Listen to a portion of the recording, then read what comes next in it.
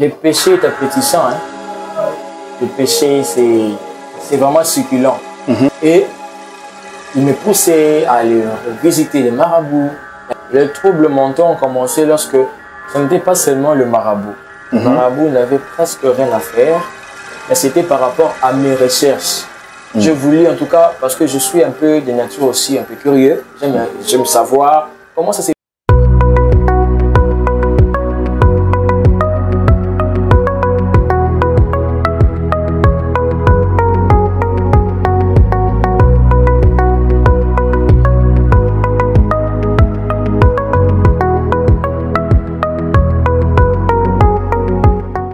Nos salutations chaleureuses, nous sommes dans Mon Histoire, Mon Témoignage, une branche tirée de notre plateforme Christ pour les nations entières. Je suis le présentateur Issaba Emmanuel et je tiens à nous signaler, comme dans nos us et coutumes, je ne suis pas seul, j'ai un invité en face de moi. Mais avant cela, permettez-moi de rendre grâce à Dieu pour le souffle de vie et la bonne santé, mais aussi en second lieu, rendre grâce à Dieu pour notre merveilleuse équipe qui fait un grand travail. Je cite ici Christ Média. Alors, je vais sans plus tarder recevoir l'invité du jour, qui est le frère Mardoché Bouetoussa, à qui j'ai dit bonjour et bienvenue sur ce plateau. Bonjour Papa Issa, merci, très heureux de vous voir. Comment allez-vous? Dieu fait grâce, ça va, merci. Gloire au Seigneur. Quelles sont vos impressions sur ces beaux cadres? Beau cadre, beau travail, que Dieu bénisse l'équipe en tout cas. Merci en tout cas, j'ai l'habitude de le dire très souvent, notre Dieu mérite l'excellence. Alors je viens de citer votre nom ici, mais il y a de ces personnes qui nous suivent maintenant même, à qui je salue. Et ces personnes aimeraient entendre en profondeur qui est la personne de Mardoché Bouetoussa. Mardoché Bouetoussa vient de quelle famille? Quelle est l'histoire ou quelle est cette brève définition de la personne de Mardoché Bouetoussa? Mardoché Bouetoussa, un adorateur, venu d'une famille chrétienne, un simple frère, et qui a passé aussi pas mal de mauvaises vies. Aujourd'hui devenu frère en Christ, chrétien, c'est ce que je peux dire. Issu d'une famille, ça serait important de le mentionner toujours. Oui, c'est exactement issu d'une famille chrétienne. Yaya de plusieurs, petit de plusieurs, et aujourd'hui appelé serviteur de Dieu après des mauvaises vies passées. Aujourd'hui, nous sommes là en train de parler, de témoigner de sa grandeur. Ok, gloire au Seigneur. En tout cas, nous bénissons Dieu pour votre source, si je peux le dire ainsi. Alors, votre témoignage m'est parvenu, votre vécu m'est parvenu. Et dans votre vécu, le summum est que le Seigneur vous a délivré de troubles mentaux. Mais il y a pas mal de choses qui se sont faites, qui se sont déroulées avant que nous puissions arriver dans ce point qui est le summum. Notamment, j'ai appris dans votre histoire que vous étiez infirmière de chanvre, vous étiez dans les histoires liées au vol et pas mal de ces choses. J'ai une question qui va dans ce sens. Comment vous vous sentez pendant ces temps-là? Comment vous vous sentez? Est-ce que vous étiez en train de vous sentir normal? Est-ce que c'était une culpabilité? Est-ce que c'était un sentiment? Expliquez-vous un peu. Quels étaient les sentiments que vous aviez pendant ces temps-là? Bon, en ces temps-là, ça m'était normal. Hein? C'était normal, vous savez. Le péché est appétissant. Hein? Le péché, c'est vraiment succulent. Et surtout que lorsqu'on ne sait pas vraiment ce qu'on fait, et on ne sait pas ce que ça pourra nous amener à l'avenir. Très bien. On le fait avec plaisir. Mais une fois que nous comprenions que l'Éternel ne nous attend pas de ce côté-là, nous revenons sur notre chemin. Je suis passé, bien évidemment, comme vous venez de le dire, je suis passé par des chemins où je fumais du chanvre, entouré par des amis qui me donnaient des conseils aussi, qui n'étaient pas bien étant qu'enfant de Dieu. Bien que j'étais dans une famille chrétienne, mais ça ne m'avait pas empêché de pouvoir tourner le dos, de pouvoir chercher à suivre d'autres camarades. Parce que j'ai quitté la maison, mes parents savaient que j'allais à l'école, mes parents savaient peut-être que j'allais à l'église, mais quand je sortais, j'avais une autre image. Ok. Et je suis passé par des chemins que s'il y a d'autres personnes qui me regardent, qui me disent « Ah, mais toi, vraiment, est-ce que c'est réellement toi? C'est toi qui as fait tout ça ?» Mais après un temps, Dieu savait que je devais être un témoignage. Amen. Je dis Amen. En tout cas, gloire au Seigneur pour ça. Et dans votre histoire et dans votre vécu, il y a une partie où vous étiez un idolâtre, permettez-moi pour le terme, ou dire même que vous étiez accro à la musique profane. Oui. Et aujourd'hui, j'ai en face de moi un adorateur. Je me permets de le dire haut et fort, je sais qui est en face de moi. J'ai un adorateur, alors qu'est-ce que vous pouvez me dire en ce qui concerne la musique profane et la musique dite religieuse aujourd'hui? Quelle différence vous pouvez marquer là à l'intérieur? La différence, c'est mon opinion, selon moi, la différence c'est que dans la musique profane, il y a une certaine facilité, une idolâtrie, si je peux le dire. Bon, ceux qui ne seront pas de même avis que moi, ça n'engage que. Mais moi, je suis passé par là. Je sais que, coûte que coûte, travailler dans une musique profane, avec succès, vous amènera toujours à faire introduire votre tête quelque part. Et par contre, la musique chrétienne, on ne force rien, tout vient de Dieu. Amen. Quand nous faisons la musique chrétienne, l'identité, déjà quand une personne écoute que celui est un chrétien, dans sa tête, il sait que ce chrétien reflète l'image du Christ. Donc, quand je fais la musique chrétienne, je dois tourner le dos à ce qui est mal. Je dois faire ce qui est bon pour amener les gens aussi à une bonne chose. Amen. Donc la différence entre musique chrétienne et musique profane est que dans la musique profane, il y a un peu trop de liberté. Il y a l'idolâtrie, si on peut le dire, parce qu'on chante aussi pour les humains, nous chantons pour le nom des gens. Mais par contre, dans la musique chrétienne, nous faisons une musique pure. Et nous faisons une musique qui est droite pour parler de la bonté de Dieu. Nous parlons de Dieu dans la musique chrétienne. Voilà, ce que je peux retenir en conclusion, c'est que la musique profane, c'est pour les hommes. Ok. Et la musique dite religieuse, c'est pour la gloire de Dieu. Merci. Alors, cela me pousse encore à poser cette question. Est-ce que les objectifs de frère Marby ou de frère Mardoché ont-ils changé? Et est-ce qu'il est toujours passionné de la musique ou il rêve maintenant, tout en étant enfant de Dieu, de devenir plus tard pasteur, ainsi de suite, ou il est toujours dans l'optique d'être adorateur? En tout cas, si je ferais un commentaire sur ça, je suis très passionné de la musique, mais maintenant c'est la musique chrétienne. Amen. Les objectifs n'ont pas changé. Je n'ai pas changé de musique. Gloire au Seigneur. Et ce qui est bien maintenant, c'est pour la gloire de Dieu. Amen. Alors, entrons maintenant dans le vif du sujet. C'est là où que les choses sérieuses sont en train de commencer, si je dois le dire ainsi. Le summum et le titre de l'émission, c'est que le Seigneur vous a délivré de troubles mentaux. Et la question qui vient lorsque j'ai reçu votre témoignage ou votre histoire, à un moment donné, vous êtes allé fréquenter un marabout. Dites-moi, c'était quoi l'idée derrière? Quelle a été la motivation d'aller voir un marabout? Et non seulement ça, je vous ai aussi entendu dire lorsque j'ai réceptionné votre histoire et votre témoignage, et en même temps, vous étiez en train de faire des recherches maléfiques, si je dois le dire ainsi, ou des recherches néfastes. Quelle était la motivation? Est-ce les succès? Est-ce l'argent? Est-ce je ne sais quoi? Pendant ces temps ici, prenez-y le temps de nous expliquer quelle a été la motivation et quel était l'objet principal derrière ces envies de consulter, que ce soit de marabout ou de consulter de recherches purement néfastes. Merci beaucoup, Papa Issa, dans tout ça. Merci vraiment pour cette bonne question. En fait, l'objectif, ce qui me poussait, c'était juste le succès. Parce que vous savez, nous jeunes, nous avons tendance à nous faire voir. Quand on a un petit habit, on a une petite chose, bon. Surtout si nous n'avons pas cette identité chrétienne en nous, on peut s'emporter comme tout le monde. Et à ce temps-là, j'étais dans la vie mondaine, j'ai dansé, j'ai chanté, notamment j'écrivais aussi des chansons. Et c'était beaucoup plus du côté profane. Et c'est ce qui faisait en sorte que je côtoyais quelques amis qui m'aidaient à ces temps-là, mais avec des mauvais conseils. Ils disaient, non, Marby, tu sais, comment est-ce que tu écris des chansons comme ça? Comment est-ce que tu chantes? Déjà, c'est de la famille. Parce que je vais marteler que j'ai aussi mon oncle paternel qui fut un ancien musicien. Alors la musique, c'est inné, dans les sangs.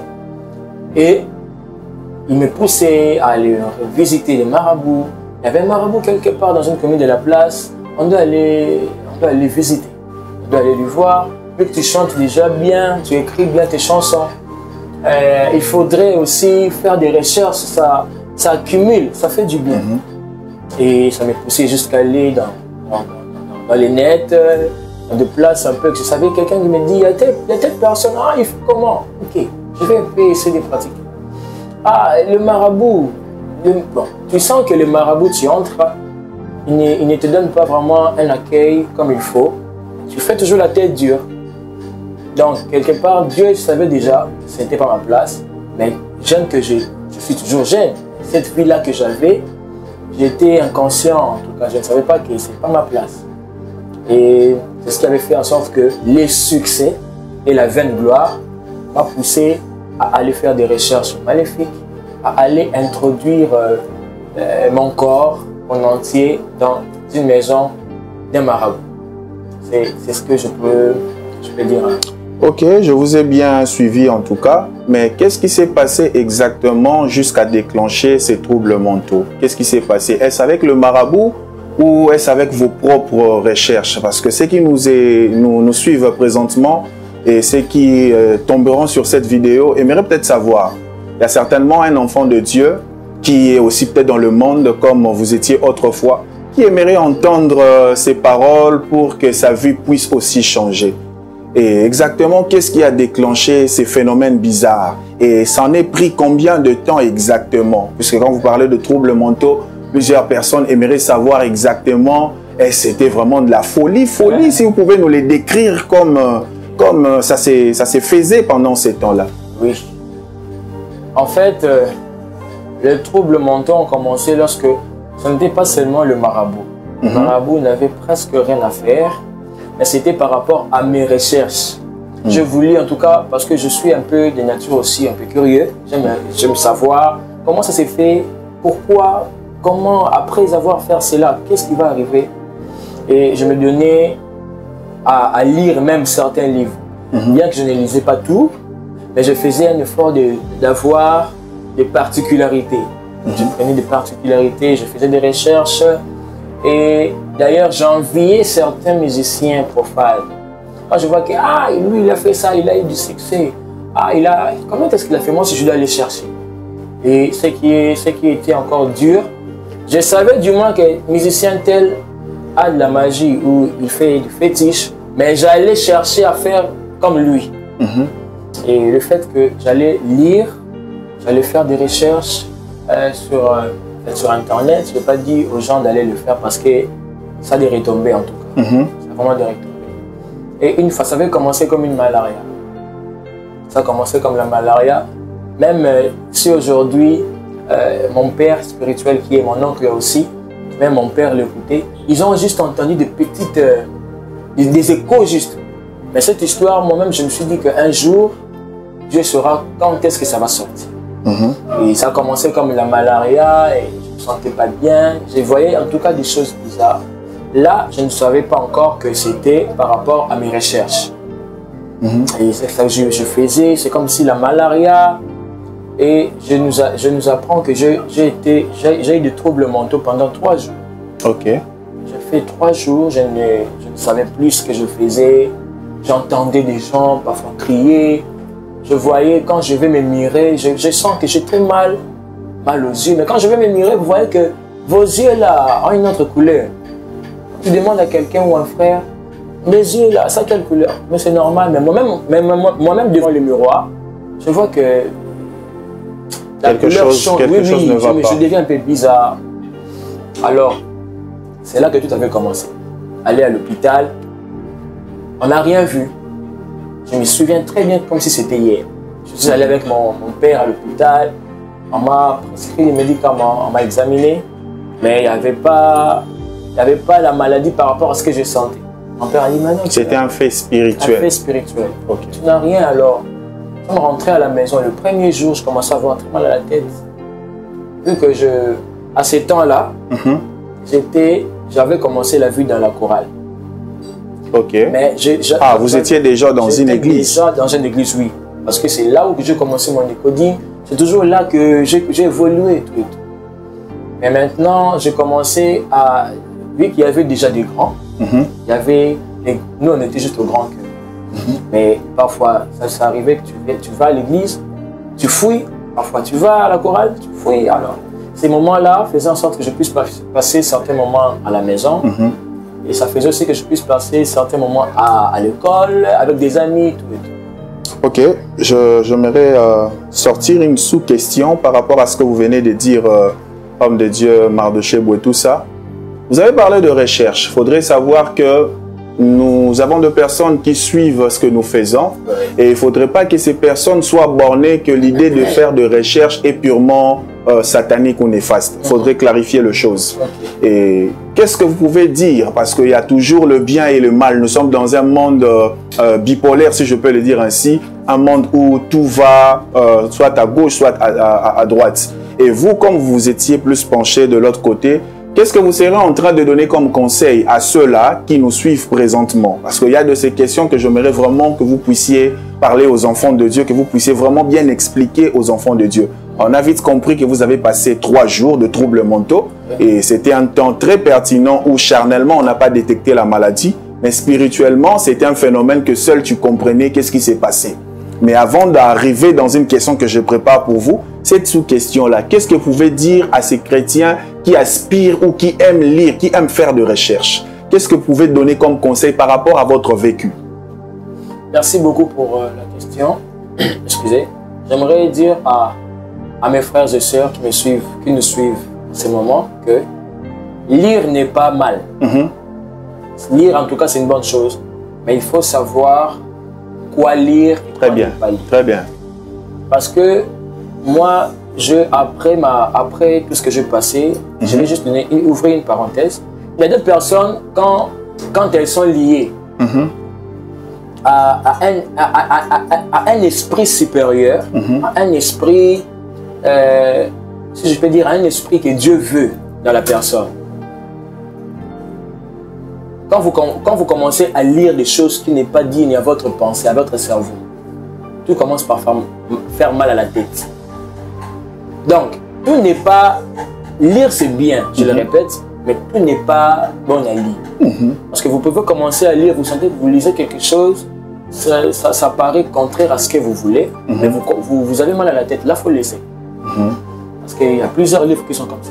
Ok, comme la Bible le déclare, tout nous est permis, mais tout n'est pas utile. Alors la bonne question que je préparais pour vous, juste après ce que vous venez de dire, la question est de savoir comment est-ce que vous avez rencontré le Seigneur Jésus et comment est-ce que vous étiez délivré de ces troubles mentaux. Parce qu'aujourd'hui, on a quelqu'un qui n'a pas de troubles mentaux. On a quelqu'un qui est normal, on a quelqu'un qui nous bénit, quelqu'un qui nous fait énormément du bien. Et j'aimerais un peu savoir comment ça s'est passé, cette rencontre personnelle. Vous venez de parler tout à l'heure que vous étiez dans une chorale, vous étiez même en train déjà de chanter. Je peux par là comprendre qu'il y a même de ce type de chrétiens qui sont un pied dedans, un pied dehors. Mais aujourd'hui, le Seigneur vous a fait grâce, vous êtes tous vos 2 pieds à l'intérieur. Alors, faites-nous revivre un peu ces moments.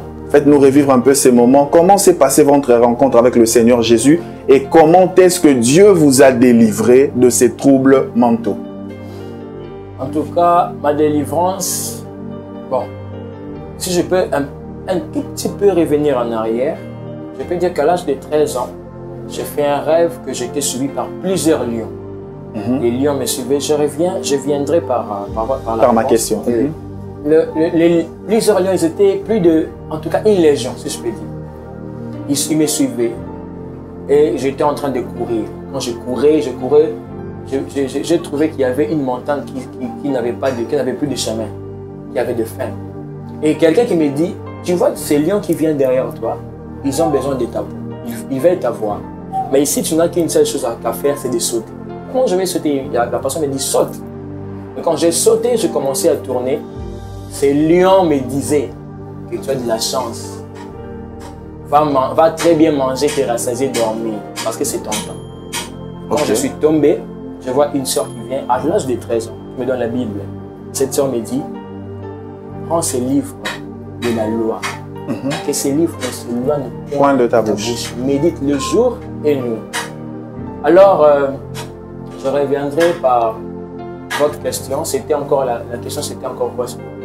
Quand est-ce que vous avez reçu le Seigneur Jésus-Christ et comment est-ce que Dieu vous a délivré de ces troubles mentaux? Alors, quand j'ai été délivré, c'était grâce à un frère cousin à moi, très proche.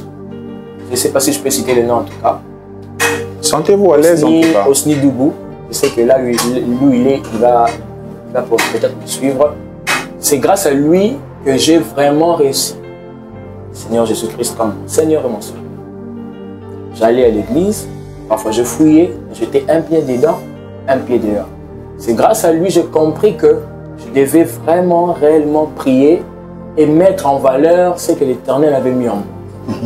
Parce que quand il m'a invité, je l'ai appelé, je lui ai dit, mon frère, on fait comment, on doit se voir. Moi et lui, on faisait déjà, on parlait des histoires. Lui, il aimait trop le foot, moi la musique, mais on parlait de la vie mondaine aussi. J'avais toujours cette idée-là de lui. Et après des temps, on ne parlait plus, on ne se voyait plus, on s'écrivait. Il m'a dit, Mardo, tu viens à la maison, on va se voir, tu dois m'accompagner. Moi, dans ma tête, je me disais que ce sera peut-être la piscine, les tours comme il faisait d'habitude. Et à mon arrivée, c'était à la prière qu'il m'a mené. Alors, tous ces temps qu'on avait passé, on ne se voyait pas. Lui aussi, de son côté, il avait déjà changé de la donne. Alors, quand il m'a amené, je voyais que la destination changeait. Il m'a amené dans une prière. Et dans la prière, c'était une femme qui prêchait. Quand la femme était en train de prêcher, j'étais vraiment fatigué. Je suis fâché, j'ai dit, mais ce type-là, j'ai passé mon temps pour rien. Je vais quand même entrer. Quand je suis entré, cette femme était en train de prêcher. Elle était en train de prêcher. Elle dit, je suis jeune comme vous. Nous sommes tous des jeunes. Je suis une femme. Je peux aller passer mon temps avec un copain. Je prêche. Elle a vraiment beaucoup parlé. Sa manière de parler m'avait tiqué. Sa manière de parler m'avait vraiment touché. Je me suis dit, mais comment est-ce que cette jeune fille, cette jeune dame, nous sommes d'une même génération. Comment est-ce qu'elle doit parler comme ça jusqu'à un tel point de me toucher ton cœur? Oui. Et quand elle a fini, elle a fait une prière de repentance. Et celui qui veut recevoir Jésus-Christ comme Seigneur et Sauveur. Là, je me suis dit, ok, j'ai prié, mais là, je me suis rendu compte que je faisais des aventures, je faisais des blagues. Je suis passé devant. Et c'est là que je vais donner ma vie au Seigneur Jésus-Christ. Et quand je suis retourné à la maison, j'ai pleuré amèrement. J'ai pleuré, c'est comme si je m'en voulais. C'est comme si je voulais que le monde prenne sa fin. Et c'est à partir de là, je m'étais dit que dorénavant, je prends la décision de suivre Seigneur Jésus-Christ comme mon Seigneur et Sauveur. J'aime ces détails que vous venez de dire tout à l'heure.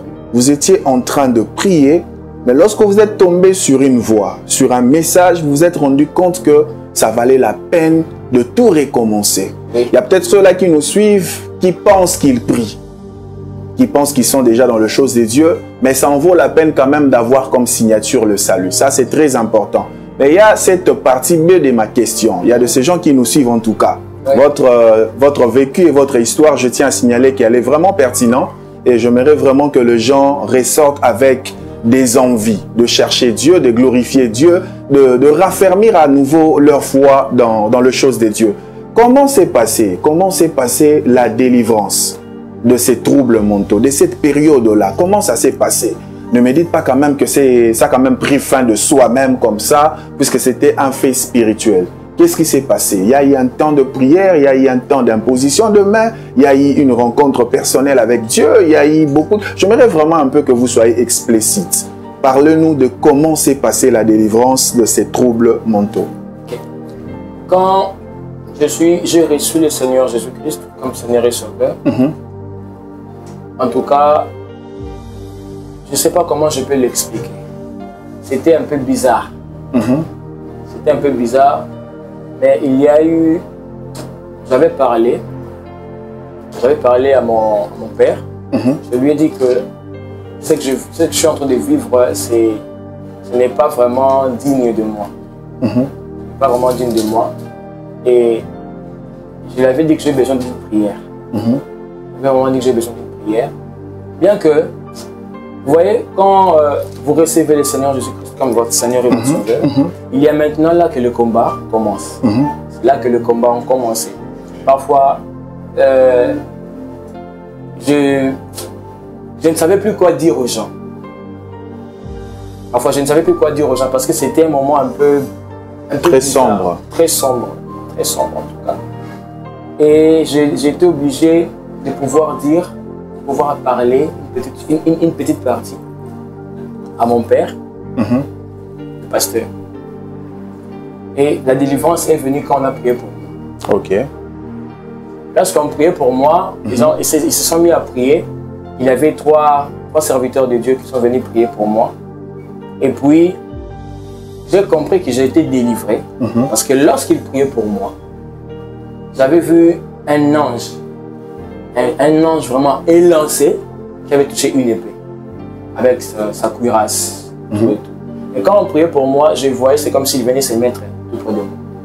Il a d'abord tourné. En tout cas, il était derrière les serviteurs parce que les serviteurs m'avaient entouré. Quand il a tourné, il est venu se mettre tout près de moi avec son épée. Quand ils ont fait des prières, ils ont fait Amen, ils se sont levés. Et c'est de là que j'avais eu un apaisement. C'est de là que j'avais eu vraiment un apaisement. Et c'est de là que tout avait commencé. Jusqu'à ce que j'ai balancé et puis changé de côté. Gloire au Seigneur, nous sommes déjà en train de chuter et je pense que c'est peut-être la toute dernière question que j'ai à poser. Qu'est-ce que vous pouvez dire maintenant là à toutes ces personnes qui sont à la quête d'une vaine gloire?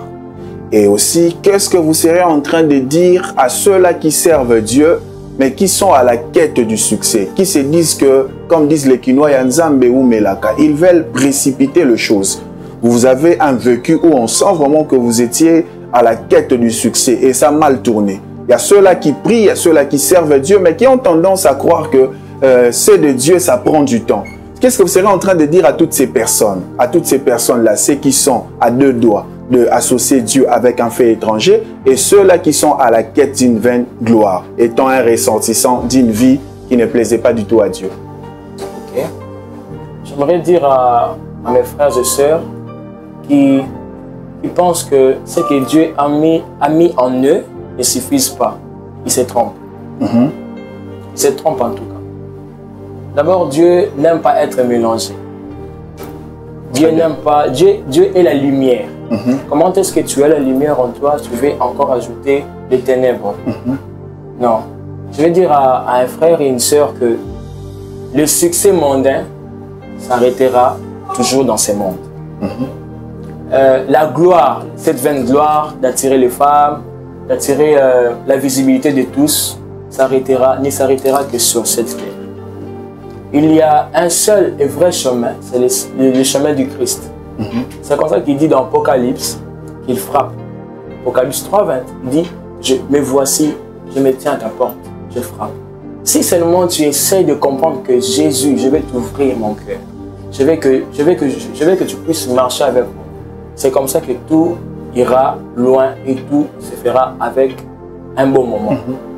Il y a beaucoup de choses à dire, en tout cas beaucoup de choses à dire, mais tout ce que je peux dire à un frère et une sœur, le seul et vrai nom qui sauve, le seul et vrai nom qui donne la guérison, le seul et vrai nom qui change le chemin d'une personne n'est que le chemin de Christ. C'est tout ce que je pourrais leur dire. Voilà, c'en est fini pour aujourd'hui. Je tiens à préciser une chose par rapport à cette dernière question. La gloire ou l'élévation ne vient ni de l'Orient ni de l'Occident, vient de Dieu. Ne mélangeons pas Dieu. Notre Dieu est tellement grand, il est tellement jaloux, il est tellement puissant. C'en est fini pour aujourd'hui. C'était mon histoire, mon témoignage. Quant à moi, je vous dis merci et on se retrouve dans notre prochaine session. Restez bénis et à très bientôt.